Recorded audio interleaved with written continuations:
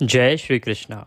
आप सभी को बासोड़े की ढेरों शुभकामनाएं, शीतला पूजन की ढेरों शुभकामनाएं। आज के इस वीडियो में हम विशेष रूप से चर्चा करेंगे कि बासोड़े का जो पूजन आप करने वाले हैं, शीतला माता का जो पूजन आप करने वाले हैं, यदि आप इस वर्ष कुंभ स्नान करके आए हैं, त्रिवेणी स्नान करके आए हैं, तो आपको पूजन किस प्रकार से करना चाहिए।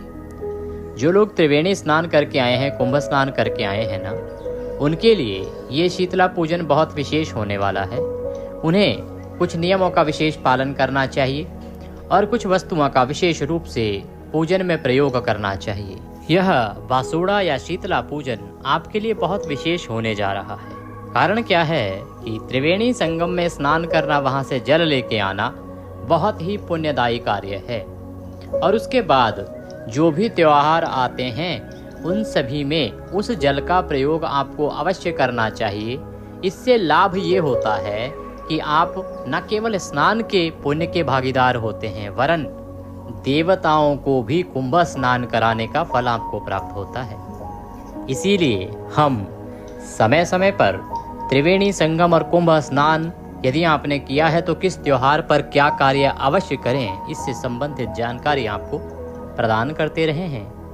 और इसी में आज हम बात करने जा रहे हैं शीतला माता को कुंभ स्नान यदि आप करके आए हैं और त्रिवेणी का जल लाए हैं, तो उस जल से किस प्रकार से उनको अर्पण करना है, पूजन करना है, वह विधि बताएंगे, जिससे कि आप शीतला माता को त्रिवेणी स्नान कराने का फल आपको प्राप्त होगा।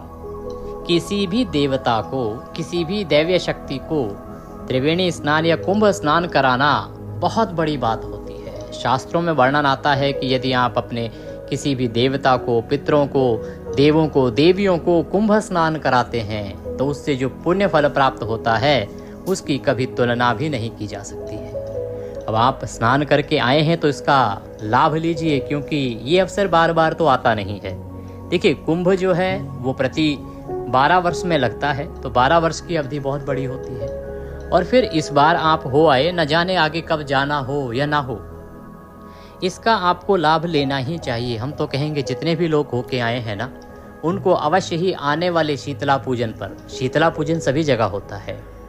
कोई बासोड़े के रूप में बनाता है, कोई बासोड़ा कहता है, कोई बसेड़ा कहता है, कोई शीतला अष्टमी के रूप में जानता है, कोई शीतला नवमी के रूप में जानता है, कोई होली के बाद के पहले सोमवार को करता है, कोई होली के बाद के पहले मंगलवार को, और कोई होली के बाद के पहले बृहस्पतिवार को करता है। परंतु शीतला पूजन किया अवश्य जाता है। और मुख्य रूप से जो नॉर्थ इंडिया है, उत्तर भारतीय क्षेत्र हमारा है, वहाँ पर तो बासोड़े की पूजा बहुत ही विधि विधान से की जाती है और बहुत आवश्यक रूप से की जाती है। चाहे आप शहरों में ही क्यों न बस गए हों, लेकिन शहरों में भी बासोड़े का जो प्रोग्राम है या बासोड़े का जो पूजन है, वो अवश्य किया जाता है और आपको करना भी चाहिए। शीतला पूजन आपको अवश्य करना चाहिए। उसमें भी त्रिवेणी जल से अब आपको कैसे पूजन करना है, इस पर हमारा ये वीडियो आधारित है। इससे पहले हम आपको बता चुके हैं कि शीतला पूजन कब करना है, कैसे करना है, क्या सामान्य विधि है। आज हम आपको बताएंगे कि त्रिवेणी के जल या कुंभ स्नान आपने किया है तो आपको शीतला माता को कुंभ स्नान कराने का फल कैसे प्राप्त कर सकते हैं, क्या करना है, और ये शीतला पूजन आपको करना किस दिन है, इसका समय क्या रहेगा, तिथि क्या रहेगी, दिन क्या रहेगा। ये जानकारी अगले कुछ मिनट में इस वीडियो के माध्यम से आपको प्रदान की जाएगी। आप देख रहे हैं देवभूमि ज्योतिष संस्थान का प्रतिष्ठित यूट्यूब चैनल देवभूमि धार्मिक। आप जानते हैं कि हम यहाँ इधर उधर की बातें नहीं करते हैं। जो पंचांगों में वर्णित होता है, पुराणों में वर्णित होता है, वही आपको बताते हैं। तो सही जानकारियाँ प्राप्त करने के लिए चैनल पर नए हैं तो सब्सक्राइब कर लीजिएगा। आपसे एक छोटा सा निवेदन है कि वीडियो यदि आपको थोड़ा सा भी उपयोगी लगे, थोड़ा सा भी अच्छा लगे, तो एक बार उसे लाइक अवश्य कर दीजिएगा। आपका एक लाइक हमारे लिए बहुत महत्वपूर्ण होता है, तो कृपया एक लाइक अवश्य कीजिएगा। शीतला माता को प्रसन्न करने के लिए, अपने संतान की दीर्घ आयु के लिए तथा शीतला माता को कुंभ स्नान कराने का फल प्राप्त करने के लिए कमेंट बॉक्स में अवश्य लिखिएगा, जय शीतला माता। आइए जानकारी आरंभ करते हैं। प्रिय भक्तों, जैसा कि आप सभी जानते हैं कि शीतला जो पूजन है या बासोड़े का जो पूजन है ना, ये होली के बाद किया जाता है। होली के बाद कुछ प्रांतों में या कुछ लोग पूजन करते हैं होली के बाद के पहले सोमवार को, कुछ लोग करते हैं होली के बाद के पहले मंगलवार को, कुछ लोग होली के बाद के पहले गुरुवार को भी शीतला पूजन करते हैं या बासोड़े का पूजन करते हैं। एक दूसरा, यदि आप इन दिनों में नहीं करते हैं तो बाकी जो लोग हैं वो अष्टमी को करते हैं। अष्टमी कब? होली के बाद की जो अष्टमी आती है या सप्तमी आती है, उसे शीतला सप्तमी या शीतला अष्टमी कहते हैं। ये चैत्र के महीने की तिथि होती हैं। तो चैत्र की अष्टमी, चैत्र कृष्ण अष्टमी और चैत्र कृष्ण सप्तमी को शीतला माता का पूजन किया जाता है। इसी को बसोड़ा बसेड़े के नाम से जाना जाता है। नाम थोड़े भिन्न हो सकते हैं परंतु पूजा सभी जगह एक सी होती है और शीतला माता की विशेष रूप से पूजा की जाती है। अब त्रिवेणी जल से आपको कैसे पूजा करनी है और ये पूजा की क्यों जाती है, इसके बारे में चर्चा करते हैं। ऐसी मान्यता है कि शीतला माता हमारे बच्चों की रोगों से रक्षा करती है। क्षय, चेचक आदि जो बीमारियां हैं, जो संक्रामक बीमारियां हैं, उन सभी से शीतला माता हमारे बच्चों की रक्षा करती हैं। हमारे जो बच्चे हैं वो दीर्घायु होते हैं, हमारे बच्चों का स्वास्थ्य अच्छा रहता है तथा जीवन के सभी सुखों की उसे प्राप्ति होती है, ऐसी मान्यता है। और इसीलिए शीतला माता का पूजन अपने परिवार की संपन्नता के लिए और पारिवारिक जनों के अच्छे स्वास्थ्य की कामना के लिए ही किया जाता है। आइए बढ़ते हैं आगे और बात करते हैं कि कैसे आपको पूजन करना चाहिए बासोड़े का या शीतला माता का, जिससे कि आप उन्हें कुंभ स्नान कराने का फल प्राप्त कर सकें। देखिए, कुंभ स्नान अर्थात जैसे आपने देखा होगा भगवान शंकर के जो भक्त हैं ना, इतनी दूर से पैदल चल के कावड़ अर्थात गंगा जी का जल लाते हैं, भगवान शंकर को अर्पित करते हैं। क्यों?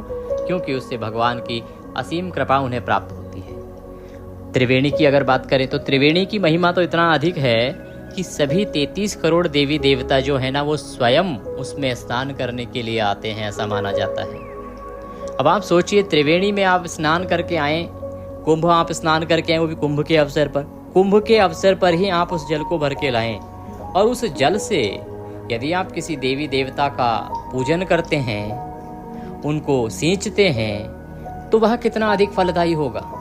आप एक प्रकार से उस देवी या देवता को कुंभ स्नान करा रहे हैं। तो देवताओं को या देवियों को, परम शक्तियों को कुंभ स्नान कराने का जो फल है वो बहुत अधिक बताया गया है। किसी भी परम शक्ति को कुंभ स्नान कराना अति पुण्यदायी है। इससे वह शक्ति न केवल प्रसन्न होती हैं, वरन उसके आशीर्वाद से आपके जीवन में अनेकों मंगल कामनाएं होती हैं। आपके जीवन में स्वास्थ्य की वृद्धि होती है, धन की प्राप्ति होती है, जीवन के संकट दूर होते हैं और वह शक्ति इतनी प्रसन्न रहती है कि जब भी कभी आप परेशानी में हो, आप उसे याद कीजिए, वह शक्ति सदा आप पर कृपा करेंगी और आपकी सहायता करेंगी। इसीलिए ये जो त्रिवेणी का जल आप लाए हैं, इसका आने वाले शीतला पूजन पर, बासोड़े पर प्रयोग कीजिए। बताते हैं कि कैसे आपको पूजा करनी है इस जल से और कैसे आप शीतला माता को कुंभ स्नान कराने का फल प्राप्त कर सकते हैं। आप जिस दिन भी बसोड़ा पूजन कर रहे हैं, चाहे आप शीतला सप्तमी पर करें, अष्टमी पर करें, पहले सोमवार को करें, मंगलवार को करें, चाहे गुरुवार अर्थात बृहस्पतिवार को, पूजा की सामग्री में आपको क्या लेके जाना है ये आपको बताते हैं। पूजन कैसे करना है ये भी आपको बताते हैं। सर्वप्रथम पूजन की सामग्री में आपके पास माता को भोग लगाने के लिए होना चाहिए मीठे चावल और दही। ये आवश्यक है जो शीतला माता को अर्पित किए जाते हैं। इसके अतिरिक्त जो भोजन है ना अगले दिन का, वो भी रात्रि को ही बना के रख लिया जाता है। प्राचीन परंपरा तो ये थी कि अगले दिन अर्थात जिस दिन आप बासोड़ा पूजन कर रहे हैं, उस दिन पूरे दिन घर में चूल्हा नहीं जलाया जाता था। ठंडा भोजन जो एक रात्रि पूर्व बना है, उसी को माता का प्रसाद समझकर माता का पूजन करने के बाद सभी घर वाले खाते थे। आज के समय में जो जनरेशन है वो बदल गई है, सबके लिए इतना आसान नहीं है, सभी को ये पसंद भी नहीं आता। साथ ही बहुत सारे हेल्थ इश्यूज़ भी हैं कि बासा खाना अधिक खा भी नहीं सकते। इसीलिए इस रिचुअल को फॉलो करना या मान पाना सबके लिए संभव नहीं हो पा रहा है। परंतु एक कार्य आपको अवश्य करना चाहिए कि जो भोजन है ना, वो प्रसाद रूप में एक रात्रि पूर्व आपको अवश्य बनाना चाहिए, चाहे थोड़ा सा ही बनाएं। शीतला माता को भोग लगाना चाहिए और भोग लगाने के बाद प्रसाद रूप में पहला प्रसाद निवाला वही खाना चाहिए।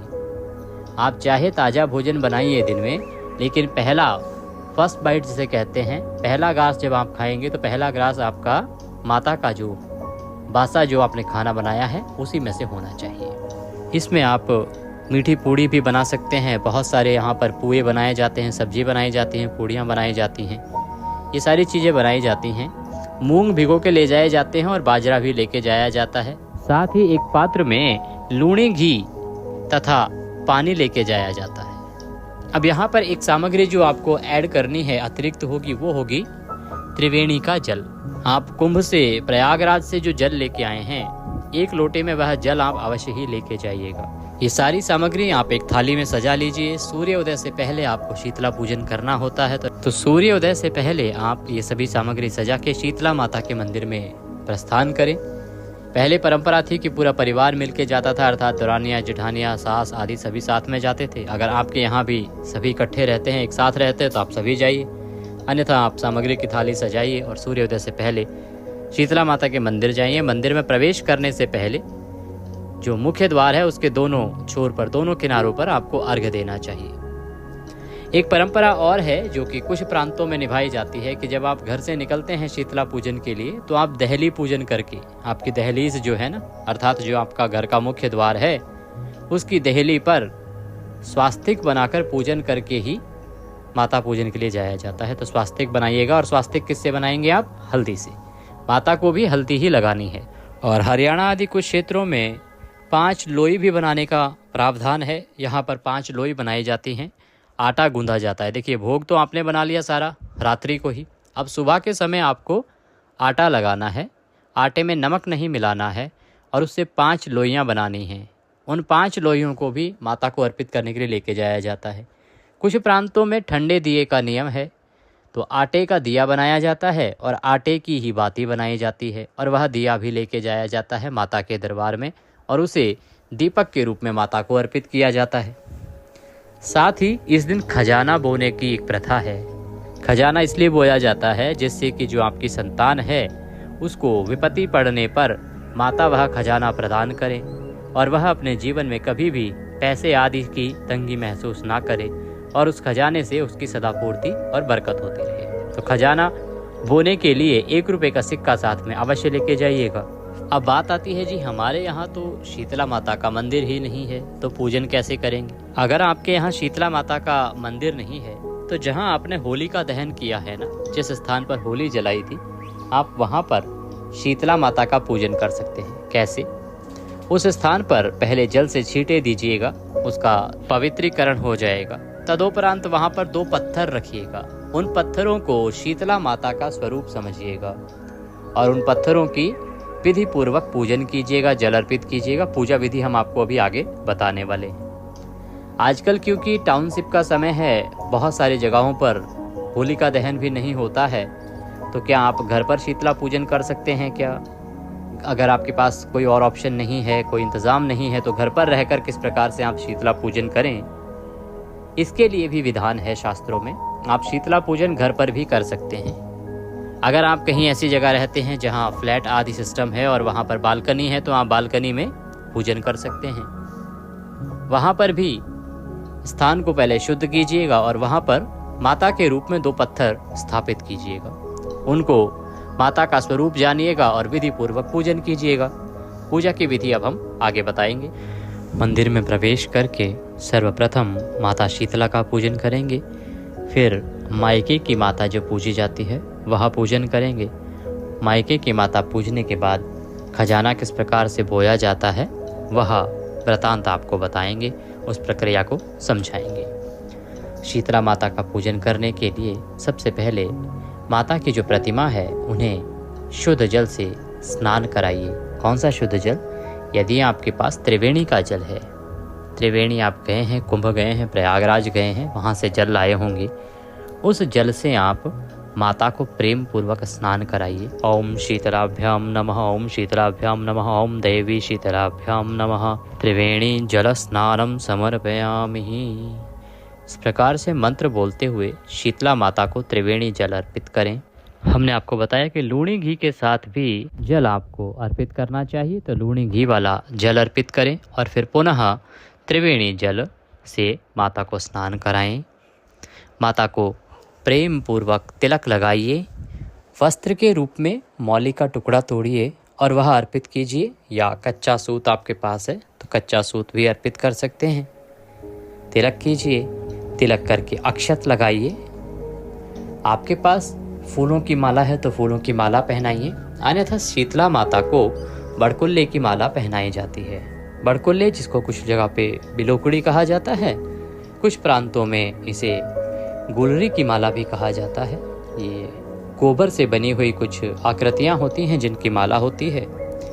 परंपरा के अनुसार तो जब आप होलिका दहन के लिए पूजन के लिए जाते हैं तो 5 मालाएं बनाते हैं और उन 5 मालाओं में से एक माला शीतला माता के पूजन के लिए रख दी जाती है, जिसकी हल्दी आदि लगा के पूजन किया जाता है और उसके बाद वह आज के दिन माता को पहनाई जाती है। तो आप यदि होलिका दहन पर निकाल चुके हैं बड़कुले की माला माता के नाम की तो उत्तम है, यदि नहीं तो आप एक बड़कुले की माला मंगवा लीजिए, बना लीजिए, वह माता को अवश्य अर्पित कीजिएगा। जिनके पास बड़कुले की माला ना हो वो फूलों की माला भी पहना सकते हैं। फूल माला पहनाइए। अब माता को भोग लगाएंगे। भोग में क्या करना है आपको कि थोड़ा सा मीठा चावल और दही मिला के माता को भोग लगाना है। मीठे चावल और दही माता को जिमाने हैं। फिर जलाचमनी कराएंगे। जलाचमनी करा के माता को दक्षिणा अर्पित करेंगे। दक्षिणा में जो भी राशि आप चढ़ाना चाहें चढ़ाइएगा। हाथ जोड़ के माता से निवेदन करेंगे कि हे माँ शीतला, हे शीतला माता, हमने आपका आज यह शीतला पूजन किया है, इसे आप स्वीकार करें। इसमें हमसे कोई गलती, कोई त्रुटि, कोई भूल हो गई हो तो उसे क्षमा करें और हम पर दया का आशीर्वाद बनाए रखें। हमारे परिवार में सब स्वस्थ रहें, हमारे बच्चों की आयु दीर्घायु हो, किसी भी प्रकार की बीमारी हमारे परिवार में ना लगे और हमारे बच्चों की सदा रक्षा करना तथा हमारे बच्चों की सदा उन्नति प्रदान करना। हमने आपका त्रिवेणी के जल से जो ये अभिषेक किया है, त्रिवेणी के जल से स्नान कराया है, इसे आप स्वीकार करें। इस प्रकार से माता को निवेदन करेंगे, माता की परिक्रमा करेंगे और माता को प्रणाम करके फिर आप जो आपके मायके की माता पूजी जाती है उसका पूजन करेंगे। मायके की माता कहाँ पूजनी है? जहाँ आपने शीतला माता का पूजन किया है। तो मंदिर से बाहर निकल के कहीं भी आप अपने मायके की ओर मुख करके और मायके की शीतला पूज सकते हैं। एक स्थान पर जल के छींटे दीजिएगा शुद्ध जल से और वहाँ पर जैसे हमने माता को भोग लगाया है, पूजन किया है, उसी प्रकार से आप पूजन कीजिएगा और मायके की शीतला से निवेदन कीजिएगा कि हे मेरे मायके की शीतला माता, मेरे भाई भतीजों की रक्षा करना, मेरे पिताजी के परिवार में सब कुशल रहें, किसी प्रकार की हारी बीमारी उनको छू ना पाए और सब दीर्घायु हो। इस प्रकार से आप निवेदन कीजिएगा।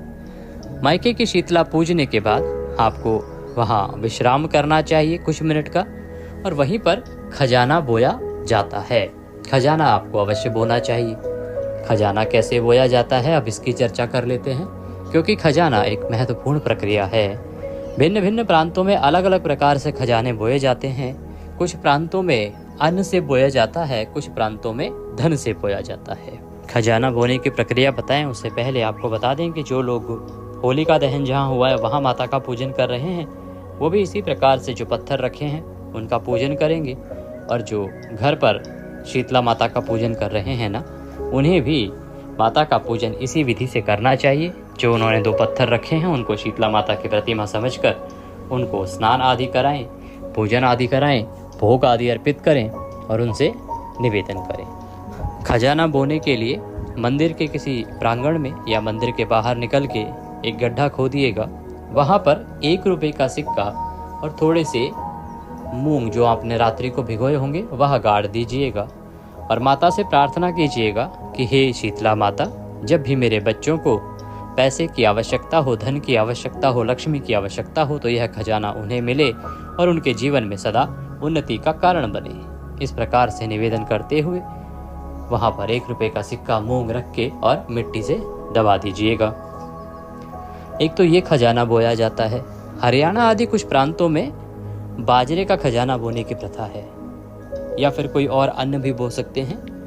तो थोड़ी सी रेत हटा दी जाती है स्थान से और फिर वहाँ पर थोड़ा सा बाजरा उसमें दबा दिया जाता है, ऊपर से मिट्टी डाल दी जाती है और उसके ऊपर थोड़ा सा पानी छिड़क दिया जाता है और शीतला माता से प्रार्थना की जाती है कि हे शीतला माता, जब भी मेरे परिवार में धन संपत्ति की आवश्यकता हो, धन दौलत की आवश्यकता हो, तो यह खजाना मेरे परिवार को बरकत दे, मेरे परिवार की उन्नति का कारण बने। इस प्रकार से माता से प्रार्थना करके आशीर्वाद मांगा जाता है और यह खजाना बोया जाता है। ये प्रक्रिया करने के बाद आपको कथा सुननी चाहिए। कथा आपके इसी चैनल पर सुनाई जाती है। सही कथा ही आपको सुननी चाहिए, क्योंकि भिन्न भिन्न चैनलों पर बहुत सी कथाएं ऐसी भी होती हैं जिनका कोई संबंध नहीं होता है, पर उस नाम से चला दी जाती हैं। तो सही चैनल पर सही कथा सुनने के लिए आप चैनल को सब्सक्राइब कर लीजिए, क्योंकि ये एक प्रतिष्ठित ज्योतिष संस्थान का चैनल है। यहाँ पर इधर उधर की बातें नहीं की जाती हैं। जो पंचांग और ज्योतिष शास्त्र बताता है वही आपके लिए बताया जाता है। तो सही कथाएं सुनने के लिए, सही शास्त्र अनुसार जानकारी प्राप्त करने के लिए चैनल को सब्सक्राइब करें और बेल आइकन को अवश्य ही प्रेस करें, जिससे कि आपको सभी वीडियोस मिल सकें। कथा सुनेंगे, कथा सुन के फिर आप अपने घर को प्रस्थान करेंगे। जब आप घर को आएंगे तो घर आने के बाद भी आप देहली पूजन करते हैं। अपने घर में प्रवेश से पहले घर के दोनों ओर, घर का जो मुख्य दरवाजा है ना, तो मुख्य द्वार के दाईं तरफ बाईं तरफ थोड़ा थोड़ा जल अर्पित करेंगे। जल अर्पित करने के बाद घर में प्रवेश करेंगे, देहली पूजन करेंगे। देहली का पूजन जब आप करेंगे तो हल्दी से स्वास्तिक बनाएंगे और अंदर आने के बाद जो जल है बचा हुआ माता पे चढ़ा हुआ, वह पूरे घर में छिड़केंगे। इससे क्या होगा कि जो भी हारी बीमारियां होंगी आपके घर में, जो भी नेगेटिव एनर्जी होगी, वो उस स्थान से दूर निकल जाएगी, वहाँ से गायब हो जाएगी और आप हारी बीमारियों से सदा बचे रहेंगे। माता के आशीर्वाद से आपके घर में किसी भी प्रकार की परेशानी नहीं आएगी। इसीलिए आपको वह जल अपने पूरे घर में छिड़कना होता है। तदोपरांत आप जो भी प्रसाद माता को भोग लगा के आए हैं, वह सभी पारिवारिक जनों में वितरित करना होता है। जब आप दिन में पहली बार कुछ खाएंगे आपके पारिवारिक जन, तो पहले माता का प्रसाद ग्रहण कीजिएगा। उसके बाद जो भी आप खाना चाहें वो खा सकते हैं। प्रयास कीजिएगा कि जो भी आप खा रहे हैं वह तामसिक ना हो, अर्थात उसमें लहसुन प्याज आदि का प्रयोग ना किया गया हो। ज़्यादा ना हो सके तो लंच तक का समय, अर्थात दोपहर तक का जो भोजन है उसको तो तामस से दूर ही रखिएगा। दोपहर तक का नियम तो पूरे घर वालों को निभाना चाहिए। अगर वो बासा नहीं खा सकें तो ताज़ा बना लीजिए, परंतु तामस का प्रयोग ना करें, अर्थात लहसुन प्याज आदि वर्जित हैं, वो आपको नहीं खाने चाहिए। दोपहर तक अगर निभा लेंगे तो बहुत उत्तम रहेगा। ये थी जानकारी शीतला माता के पूजन से संबंधित कि पूजन कैसे करना है, कब करना है, और त्रिवेणी का जो जल है उसकी महिमा कि कितनी अधिक है। क्योंकि त्रिवेणी के जल से जो आपने सींचा है ना माता को, इसका आशीर्वाद इतना अधिक होता है कि इससे आपका जो पुण्य है वो कई गुना अधिक होता है। एक तो आप साधारण जल से माता को पूजन करके आए, एक त्रिवेणी के जल से आप पूजन करके आएंगे तो आपका जो पूजन का पुण्य है वो कई हजार गुना बढ़ जाता है। इसीलिए आपके घर में अवश्य ही बरकत आएगी, लक्ष्मी की प्राप्ति आपके घर में होगी। अगर किसी प्रकार की परेशानियां चल रही होंगी तो वह दूर हो जाएंगी, ऐसी मान्यता है। जानकारी यदि थोड़ी सी भी अच्छी लगी हो तो कृपया वीडियो को लाइक अवश्य कर दीजिएगा।